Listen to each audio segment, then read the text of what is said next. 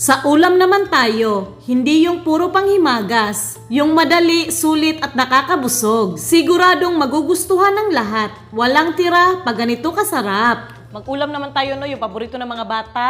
Giniling na manok, kalahating kilo. Timplahan natin ng asin at paminta. Paghaluin lang. Yan, tabi lang muna. Malinis na plastic, ginupit ko na. Maglagay tayo ng giniling na manok. Yan, mga 5 kutsara. I-flat natin to. Maggamitan nga ng baso para pantay. Ayan, flat na oh. Lagyan natin ng isang ham. At hiniwa-hiwa kong cheese. Eden to. Tapos i-fold natin to. Yan. Tapos tanggalin natin ang tira gamit ang plato. Siyempre, idagdag natin to sa iba mamaya. Ito na no, oh. Super easy lang. Ilipat lang muna natin sa tray, no? Yan. Kasi gagawin ko rin sa iba. Ito na, oh. Nakagawa ako ng 4 na malalaki at 1 maliit. So, 5 lahat. May hinanda na akong flour, egg, and breadcrumbs. Batidin lang natin tong itlog. Okay. Ayan, oh. Isa-isa na natin tong ibalot sa harina. Yan.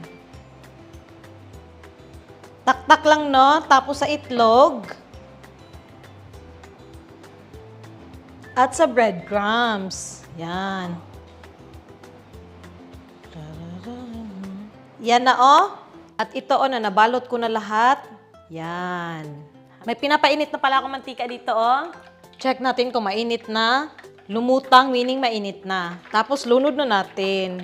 Yan. 2 at 1 maliit lang muna kasi hindi magkasya. Then, hayaan lang natin mag-golden brown, no? Ayan, oh. Oh. Yan na, medyo brown na sa ilalim. Baliktarin natin. Oh. Madali lang ito maluto, no? Kasi manipis lang. Tapos lutong ham na yung ginamit ko. Ganito, oh. Brown na. Hanguin na natin. Yan, patuluin lang ang mantika. Yung second batch. Ito, oh, naluto ko na yung 5. Ang sarap na tingnan, no? Nagutom ako lalo, Zay. Pero payag ka bang ganito lang? Ako, no way. Kawali, painitin, magtunaw ng margarine or butter, 2 kutsara, 2 kutsarang harina. Haluin lang natin ng mabuti. Pag ganito na halong-halo na, huwag hayaang mag-brown, ha? Unti-unti nating buhusan ng gatas. Evap or fresh milk, kayo na bahala. Unti-unti lang para hindi magbuo-buo. Yan. Pag ganito na halong-halo na, titimplahan na natin. Kalahating chicken cube at paminta. Haluin ng mabuti. Maganda sana to pag may grated carrots, no? Pero hindi ako nakabili. Kung meron kayo dyan, go push, lagyan nyo. Tapos haluin lang natin dahan-dahan, no? Hanggang lumapot. Ganito, oh, okay na to. Yan. Oh. Lalapot pa naman to mamaya pag medyo malamig na. White sauce, tapos i-partner mo dito. Ewan ko na lang. Ayan, sa gitna, oh. Kanin. Yung hiniwak ko, oh. Yan. Buhusan mo ng sauce. Dilatang mais sa gilid. Dry na damo, pang paatsyop. Pwede na hindi.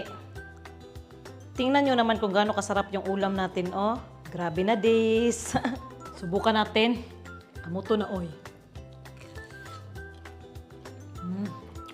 Napakasarap. Wow. Subukan nyo rin to, no? Sobrang sarap at sulit.